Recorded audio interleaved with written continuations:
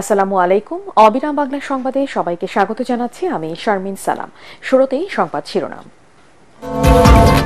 ভারতীয় আগ্রাসনের বিরুদ্ধে বিএনপির ৩ অঙ্গ সংগঠনের লং মার্চ শুরু। দিল্লির দাসত্বের বিরুদ্ধে দেশবাসীকে দুর্বার আন্দোলন করে তোলার আহ্বান। সিরাজগঞ্জের এক নির্বাচন কর্মকর্তার বিরুদ্ধে আওয়ামী শাসনামলে একাধিক নির্বাচনে অনিয়ম দুর্নীতির অভিযোগ, এখনও নিজ পদে বহাল, ক্ষুব্ধ এলাকাবাসী। হবিগঞ্জের পুটিজুড়ির গাছ কেটে সাবার করছেন খোদ বন বিভাগের কর্মকর্তা দিবাঙ্কর রায়। চুরির সাথে মহালদার নুরুল চৌধুরী শাহিনের যোগ সাজসের অভিযোগ।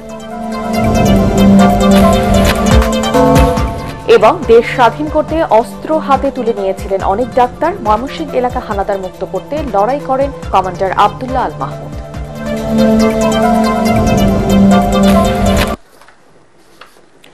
শুনছিলেন সংবাদ শিরোনাম, এবারে বিস্তারিত।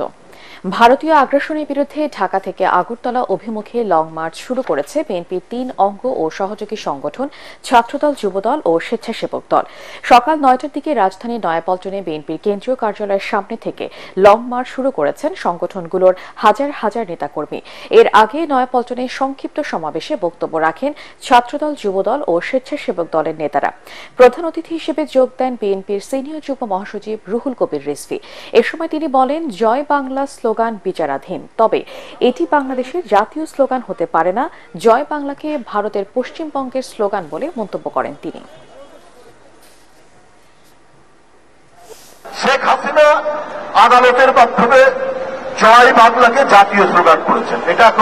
এটা এখন সাব জুডিস, এটা এখন আদালতে বিচার চলছে এই ব্যাপারে। কিন্তু আমার শুধু একটা ব্যক্তিগত অভিমত, বাংলা নামে একটা প্রদেশ আছে ইন্ডিয়া। জয় বাংলা বললে তো আমাকে মমতার জয় বড় হবে, বাংলাদেশের তো জয় না। পশ্চিম বাংলা নামে একটা প্রদেশ আছে না ইন্ডিয়াতে, আমাকে একটা প্রদেশের জয় বলতে হবে। এই মুহূর্তে লং মার্চের সাথে আছেন সহকর্মী মাজহারুল হক মুহাজির। সবশেষ জানতে সরাসরি চলে যাচ্ছি তার কাছে। মুহাজির, লং মার্চ এখন কোথায় পৌঁছেছে? নেতাকর্মীদের উপস্থিতি কেমন দেখছেন?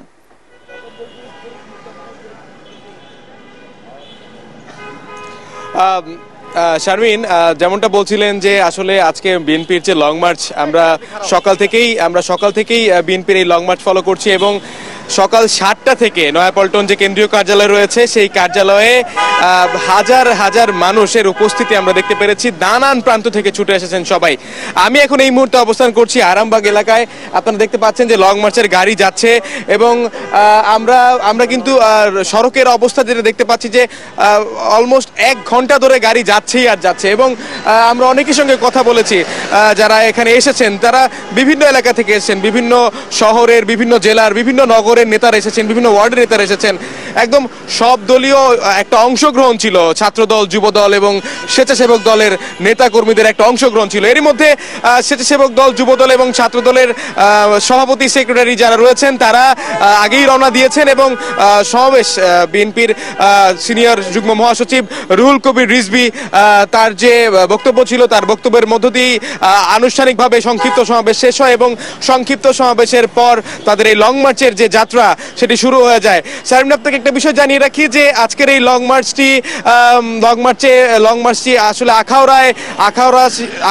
আখাউড়া একটা সমাবেশের মধ্য দিয়ে শেষ হবে এবং যাত্রা পথে ভৈরবে গিয়ে তাদের একটা পথসভা করার কথা রয়েছে এবং সেখানে স্বেচ্ছাসেবক দলের সভাপতি জিলানি এবং যুবদলের সভাপতি মুন্না থাকবেন বলে আমরা জানতে পেরেছি এবং একই সাথে সেখানকার স্থানীয় যারা রয়েছে নেতাকর্মী তাদের একটা অংশগ্রহণ থাকবে।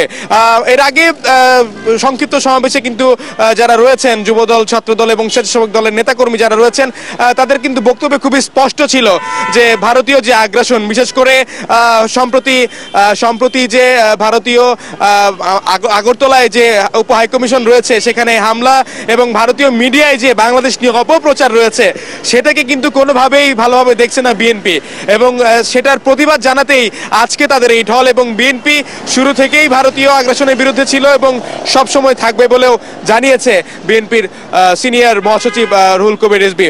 এখন পর্যন্ত শারমিন এই ছিল আমার কাছে সবশেষ তথ্য। তবে আজকে যেহেতু লং মার্চ তাদের একটা চলমান প্রক্রিয়া, বাকিটা পথে আমরা দর্শকদের জানিয়ে দিব পরবর্তী খবর। শারমিন, ধন্যবাদ। পলাতক স্বৈরাচার শেখ হাসিনাকে দ্রুত দেশে ফিরিয়ে এনে সর্বোচ্চ শাস্তি নিশ্চিতে ঐক্যবদ্ধ থাকার শপথ নিয়েছেন বিএনপি জামাত সহ বিভিন্ন রাজনৈতিক দল ও সংগঠনের শীর্ষ নেতারা। রাজধানীতে গুম হওয়া পরিবারদের সংগঠন মায়ের ডাকের সমাবেশে অংশ নিয়ে তারা জুলাই বিপ্লবে গণহত্যায় জড়িতদের কঠোর শাস্তি দাবি করেন। আওয়ামী শাসনামলে নিপীড়িতদের নিয়ে জাতীয় মঞ্চ গঠনের কথাও জানান বৈষম্য বিরোধী ছাত্র আন্দোলনের নেতারা। আরও জানাচ্ছেন মাজহারুল হক মুহাজির।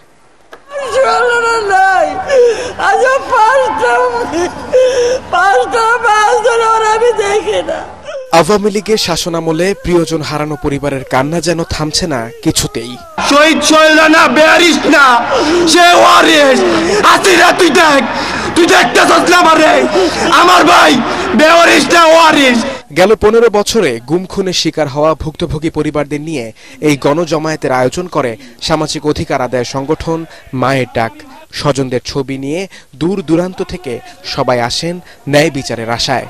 সে ইসলামী ছাত্র শিবির করত দেখে তাকে অজ্ঞাতনামা হিসাবে আপনার সাদা প্রাইভেট কারে তারা তুলে নিয়ে যায়। এতটুকু ছোট বাচ্চার কি জবাব দিব আমি? সরকারের কাছে আমার আকুল আবেদন, এই সন্ত্রাসীদের দৃষ্টান্তমূলক শাস্তি যেন এই বাংলার মাটিতে হয়। গণজমায়েতে এক মঞ্চে জড়ো হন বিএনপি, জামাত, বৈষম্য বিরোধী ছাত্র আন্দোলন, জাতীয় নাগরিক কমিটি সহ বিভিন্ন রাজনৈতিক দল ও সংগঠনের নেতাকর্মীরা। যে আওয়ামী লীগ এখনো পর্যন্ত একটা সরি পর্যন্ত বলে নাই, এখনো পর্যন্ত তারা অপরাধ স্বীকার করে নাই, তাদের সাথে কিসের রিকনসিলিয়েশন? গণতন্ত্রের বাংলাদেশকে গণজুলুমতন্ত্রের বাংলাদেশে পরিণত করা হয়েছে।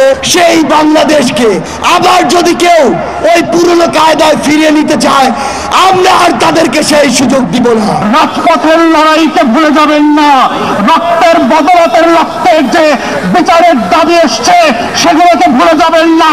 এতে ভারত বিতর্ক ও শেখ হাসিনার বিচার হয়ে ওঠে আলোচনার মূল বিষয়। আওয়ামী লীগকে চিরতরে নির্মূল করার দাবিও উঠে আসে মায়ের ডাকের মঞ্চে। কোন বিদেশি চক্রান্তের মাথা নত না করে আমরা একটি সহজী সংগ্রামে জাতীয় ঐক্য গড়ে তুলে জাতীয় নির্বাচনের গণতান্ত্রিক পথে আমরা আওয়ামী লীগকে চিরবিদায় করে নিই। অবৈধভাবে আওয়ামী লীগের নেতারা বর্তমানে ভারতে আছে, তাদেরকে তাড়াতাড়ি বের করে দিলেই ভালো। আমরাও চাই তারা বাংলাদেশে ফিরে আসুক। তাদেরকে কাঠগড়ায় না দাঁড়ানো পর্যন্ত আমার বাবার আত্মা শান্তি পাবে না। সত্যের প্রকৃত বাস্তবতা তুলে ধরে আমরা বাংলাদেশের মাথা দুনিয়ার বুকে উন্মোচন করতে পারব। সংস্কারের কোনো কাজ হবে না যতদিন পর্যন্ত না আমরা নিজেদের সংস্কার নিজেরা করি।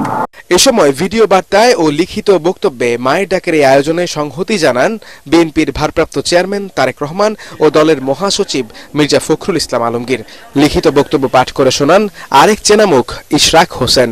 জনগণ আগামী নির্বাচনে বিএনপিকে সরকার পরিচালনার দায়িত্ব দিলে শান্তি, স্বাধীনতা এবং ন্যায় বিচারের ভিত্তিতে সরকার পরিচালিত হবে ইনশাআল্লাহ। দিন গড়িয়ে সন্ধ্যা। মায়ের ডাকে সাড়া দেন তথ্য উপদেষ্টা নাহিদ ইসলামও। বলেন, আওয়ামী লীগকে যারা পুনর্বাসন করতে চায় তাদের চিহ্নিত করাই এখন সময়ের দাবি। এই যে রক্তের যে আমরা প্রতিশ্রুতি, যে সেই বিচার অবশ্যই আমরা করব এবং সেটার জন্য আমাদের যে জাতীয় ঐক্য, জাতীয় সংহতি, সেটি সবসময় আমাদেরকে রক্ষা করতে হবে। এ সময় জুলাই বিপ্লবের স্পিরিটকে ধারণ করে নতুন বাংলাদেশকে এগিয়ে নিয়ে যাবার আহ্বান জানান মায়ের ডাকের মূল সমন্বয়ক সঞ্জিদা ইসলাম। আমরা বিচারের দাবিতে এক হয়েছি। মাজহারুল হক মুহাজির, এটিএন বাংলা, ঢাকা। আন্তর্জাতিক মানবাধিকার দিবসে বিগত আওয়ামী লীগ আমলে অনুষ্ঠিত একাধিক নির্বাচনে দলীয়করণের অভিযোগ রয়েছে সিরাজগঞ্জ স্থানীয় সরকার বিভাগের এক উপপরিচালকের বিরুদ্ধে।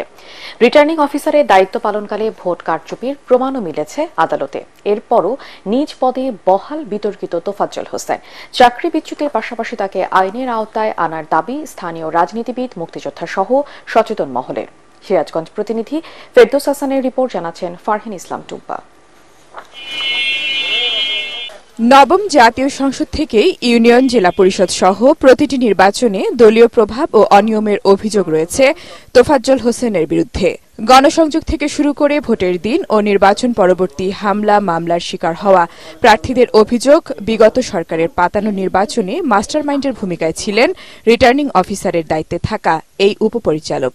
নির্বাচনী প্রচারণায় হামলার শিকার হয়ে দুই চোখ হারান বিএনপি দলীয় প্রার্থী রোমানা মাহমুদ। বিশেষ করে সিভিল প্রশাসনের লোকজন, এদের কারচুপিতেই এই জিনিসগুলো হয়েছে, সঙ্গে পুলিশ সহযোগিতা করছে।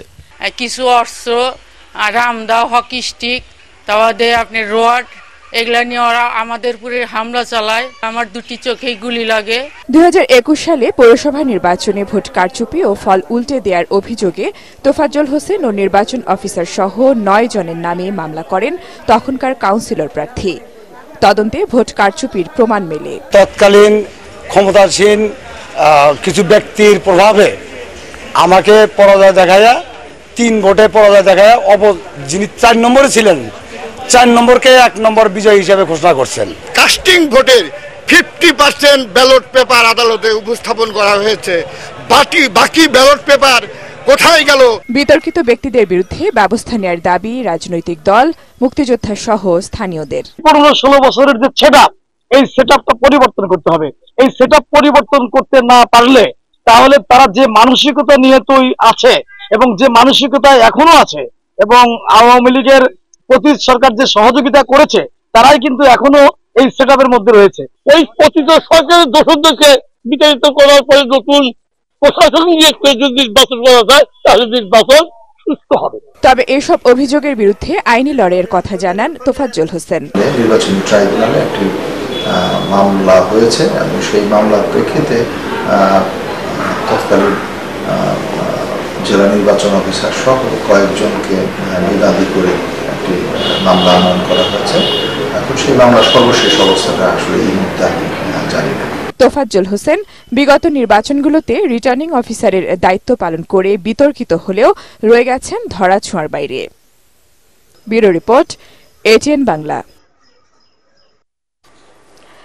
হবিগঞ্জের পটিজুরির গাছ কেটে সাবার করছেন খোদ বন বিভাগেরই কর্মকর্তা দিবাঙ্কর রায়। চুরির সাথে জড়িত মহালদার নুরুল চৌধুরী শাহিন। তবে গাছ চুরির অভিযোগ অস্বীকার করেছেন তারা। তাদের দাবি, দুষ্কৃতিকারীরা এসব গাছ কেটে নিয়ে যাচ্ছে, তাদের বিরুদ্ধে মামলা দেওয়া হয়েছে বলেও জানান তারা।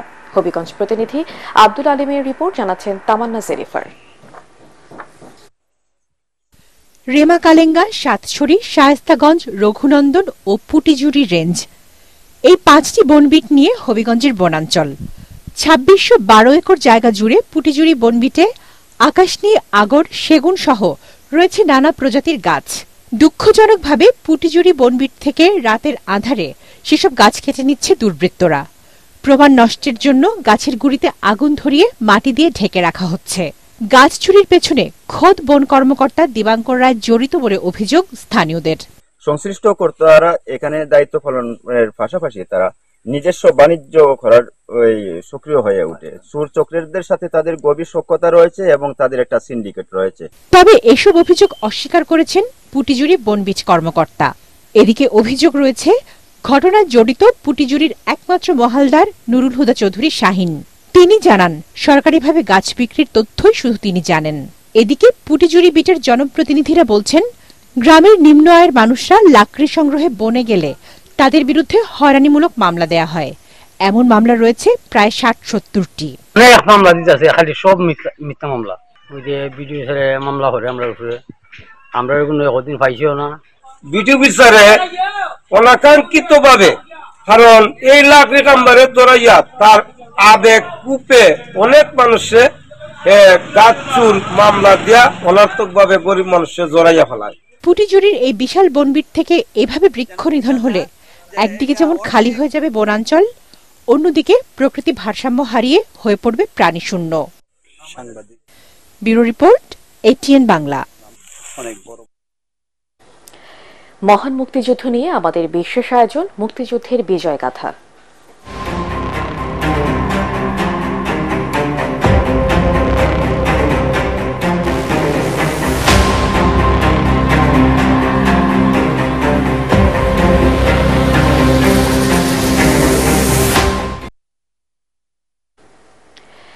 দেশ স্বাধীন করতে স্টেথোস্কোপ ছেড়ে অস্ত্র হাতে তুলে নিয়েছিলেন অনেক ডাক্তার ঝাঁপিয়ে পড়েন মহান মুক্তিযুদ্ধে।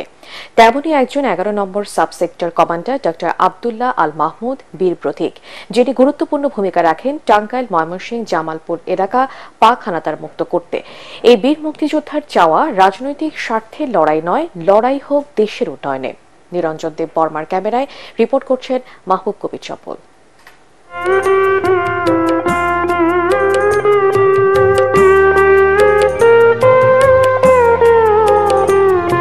পেশার চিন্তা না করে যুদ্ধের নেশায় পড়েছিলেন আব্দুল্লাহ আল মাহমুদ। তাই তো এমবিবিএস ফাইনাল ইয়ারে থাকতে ঝাঁপিয়ে পড়েন মুক্তিযুদ্ধে। ময়মনসিংহ মেডিকেল কলেজ থেকে চলে যান টাঙ্গাইলের মধুপুরে। ডাক্তার থেকে হয়ে ওঠেন যোদ্ধা। আমার কোনো ট্রেনিং নাই, আমরা ডাইরেক্টলি যুদ্ধে চলে গেলাম। ওই যতটুকু বলে দিছে আমাদের সঙ্গে পিয়াররা ছিল, বললো যে এইরকম ট্রিগার টিপতে হয়। আমি তো প্রথমেই আমার বুলেট পাকিস্তানি জিপের উপরে অ্যাটাক করছে এবং পিছন দিকে যে ধাক্কা মারে 303 এটাও জানতাম না। আচ্ছা, এগুলি হলো শুনেন, মানুষের ব্রেন যদি কন্ট্রোল করে মানুষের দেহকে। আমার ব্রেন তো মুক্তিযুদ্ধে, ময়মনসিংহ থেকে আমরা মধুপুর যুদ্ধ গেলাম, খাকডহর ইপিআর ক্যাম্প দখল করলাম। আমরা রাত্রে পাকিস্তানিদের আমরা প্রথম যুদ্ধে আমরা 4 জনকে অ্যারেস্ট করে ফেলি। তখন এই যে জিনিসগুলা তখন আমাদেরকে উদ্বেলিত করছে। তিনি খুব কাছ থেকে দেখেছেন পাকিস্তানি বাহিনীর নির্মমতা, বিভৎস কর্মকাণ্ড, যা থেকে মুক্তির কোনো বিকল্প ছিল না। বাঙালিদেরকে ওরা মানুষই মনে করতো না। আমরা মধুপুর যুদ্ধের পর যখন ফেরত যায়, সমস্ত ইভেন মসজিদও জ্বালাই দিছে। পাকিস্তানি আমাদের বাঙালি মেয়েদেরকে ধরে ধরে নিয়ে গেছে।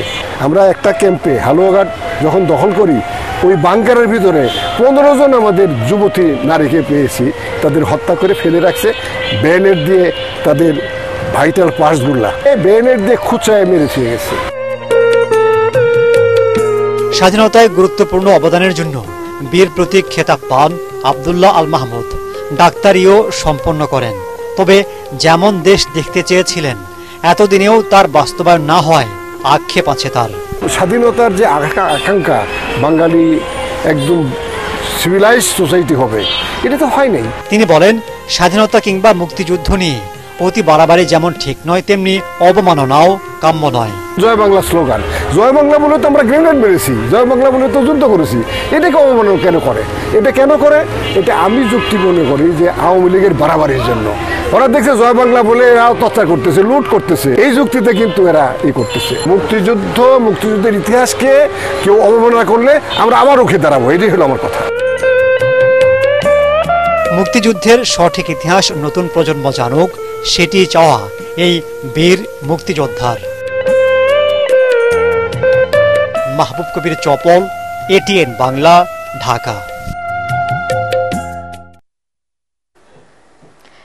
৪৪ বার যুদ্ধের মাধ্যমে আজকের এই দিনে পাক হানাদার মুক্ত হয় কুষ্টিয়া জেলা। 1971-এর মুক্তিযুদ্ধে পাক সেনা ও তাদের দোসরদের ধর্ষণ, লুটপাট, বাঙালি জনতার উপর বর্বর নির্যাতন, শোষণ, হত্যাযজ্ঞের বিরুদ্ধে সোচ্চার হয় এদেশের মুক্তিকামী জনতা।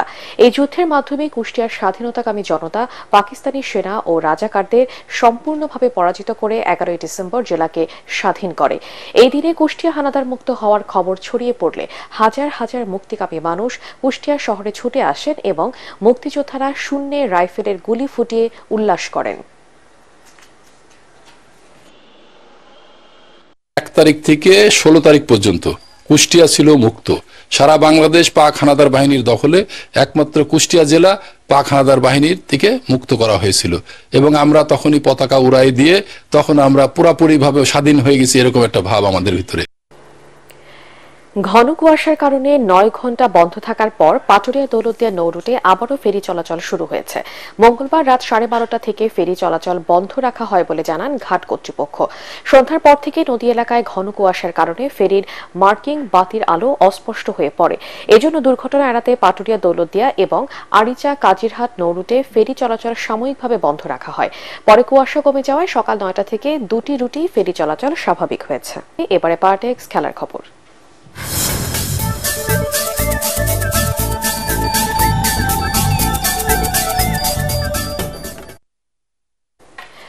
সেন্ট কিটসে দ্বিতীয় ওয়ানডেতে বাংলাদেশকে 7 উইকেটে হারিয়ে 1 ম্যাচ হাতে রেখে সিরিজ জিতেছে ওয়েস্ট ইন্ডিজ। এতে 10 বছর পর ক্যারিবীয়দের বিপক্ষে সিরিজ হারল টাইগাররা। আগে ব্যাট করে 227 রানে অল আউট হয় সফরকারী দল। জবাবে 79 বল হাতে রেখে জয় নিশ্চিত করে স্বাগতিকরা। রিপোর্ট এস এম আশরাফের। লক্ষ্য 227। ওয়েস্ট ইন্ডিজের খেলা শেষ 36 ওভার 5 বলেই। যে উইকেটে 300 রানও নিরাপদ নয়, সেখানে টাইগারদের এই রান টপকাতে বেগ পেতে হয়নি ক্যারিবীয়দের। সিরিজের সমতায় ফেরার মিশনে নামা বাংলাদেশ তো রীতিমতো লজ্জায় ডোবার শঙ্কায় পড়ে। 115 রান তুলতেই হারায় 7 উইকেট। টপ অর্ডারে সৌম্য রান 2, লিটন দাস 4 আর মেহেদী হাসান মিরাজের ব্যাটে 1 রান। প্রথম 8 ব্যাটারের 5 জনই 2 অঙ্কের ঘরে পৌঁছতে পারেনি। সেই লজ্জার হাত থেকে দলকে রক্ষা করেন মাহমুদুল্লাহ রিয়াদ আর বোলার তানজিম হাসান সাকিব। 8ম উইকেটে দুজনের জুটিতে আসে 92 রান। ক্যারিয়ার সেরা ইনিংস 45 রান করেন সাকিব। টানা দ্বিতীয় ম্যাচে 50 পাওয়া রিয়াদের ব্যাটে আসে 62 রান। 227 রান তারায় ওয়েস্ট ইন্ডিজের হয়ে উদ্বোধনী ব্যাটার ব্র্যান্ডন কিং খেলেন 82 রানের ম্যাচ জয়ী ইনিংস। এছাড়া এভেন লুইস 49 আর কেসি কার্টির উইলো থেকে আসে 45 রান।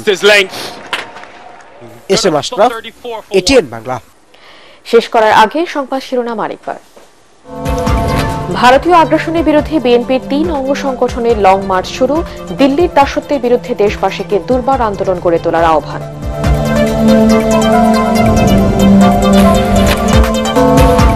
সিরাজগঞ্জের এক নির্বাচন কর্মকর্তার বিরুদ্ধে আওয়ামী শাসনামলে একাধিক নির্বাচনে অনিয়ম দুর্নীতির অভিযোগ। এখনো নিজ পদে বহাল ক্ষুব্ধ এলাকাবাসী। হবিগঞ্জের পুটিজুরির গাছ কেটে সাবার করছেন খোদ বন বিভাগের কর্মকর্তা দিবাঙ্কর রায়। চুরির সাথে মহালদার নুরুল চৌধুরী শাহিনের যোগ সাজসের অভিযোগ। এবং দেশ স্বাধীন করতে অস্ত্র হাতে তুলে নিয়েছিলেন অনেক ডাক্তার। ময়মনসিংহ এলাকা হানাদার মুক্ত করতে লড়াই করেন কমান্ডার আব্দুল্লাহ আল মাহমুদ।